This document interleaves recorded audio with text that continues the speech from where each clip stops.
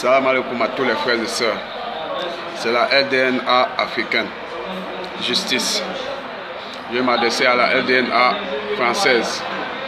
Vous déclarez que les Arabes sont des racistes. C'est faux. C'est vous les racistes. Les vrais racistes, c'est vous.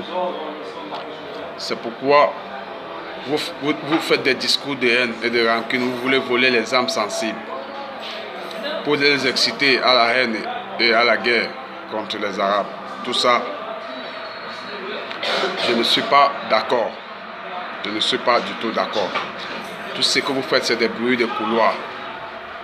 C'est des bruits de couloir.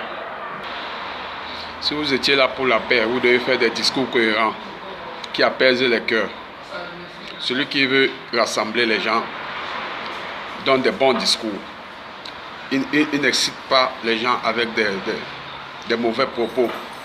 Vous avez parlé de la Libye. En Libye, quand Kabila, comment on l'appelle?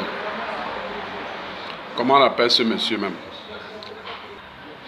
Quand Kadhafi vivait, est-ce qu'il n'y avait pas les Noirs en Libye? Il y avait bien les Noirs. Mais vous avez vu quelqu'un se plaindre? Non. Bon, si aujourd'hui les gens se sont plaints, posez-vous la question. Quand tu arrives dans un pays qui est disloqué, le pays est en épave, le pays est en guerre. Même si tu n'es pas noir, même si tu es qui, si tu es mal placé, tu vas subir. Les Français, quand ils arrivent au Mali, et que c'est dans le cas où, comme c'est là, eux aussi subissent, on les assassine. Qu'ils soient maliens, soient français, soient américains, dans n'importe quel pays que tu vas arriver, que le pays n'est pas stable, tu vas subir. Que tu sois qui, c'est comme ça que ça se passe. Si les Noirs sont en train de subir aujourd'hui en Libye, c'est parce qu'ils sont arrivés au moment là où le pays est disloqué. C'est pas parce qu'ils sont noirs ou bien parce qu'ils sont de telle couleur. Non.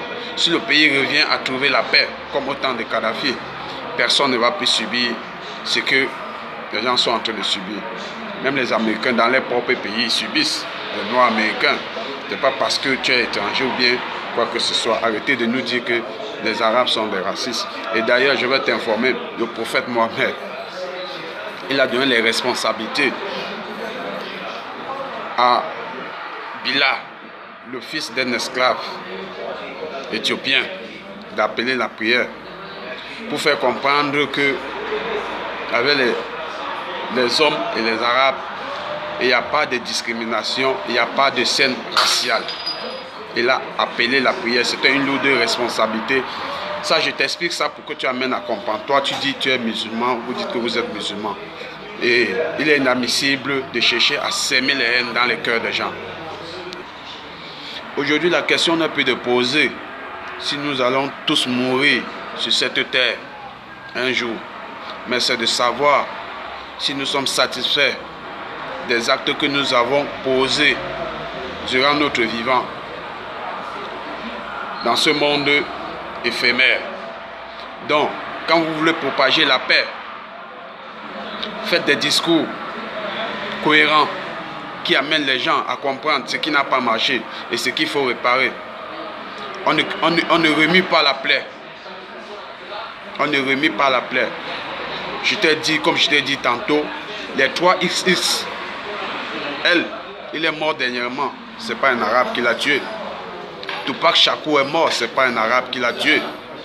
Soyons d'accord. Donc, je veux que vous propagiez un discours cohérent qui mène à la paix entre les nations. D'ailleurs, c'est ma mission. Que la paix soit avec vous. Que la paix soit avec le continent Maghreb, le continent africain, tous les Africains, les pays Maghreb et le monde entier. Prions pour que la paix entre Noirs et Arabes se retrouve. Parce que si on vous laisse, on vous regarde faire, vous allez créer la pagaille, la zizanie. Les petits conflits là, on ne veut plus. Salut, salut. Ciao, ciao.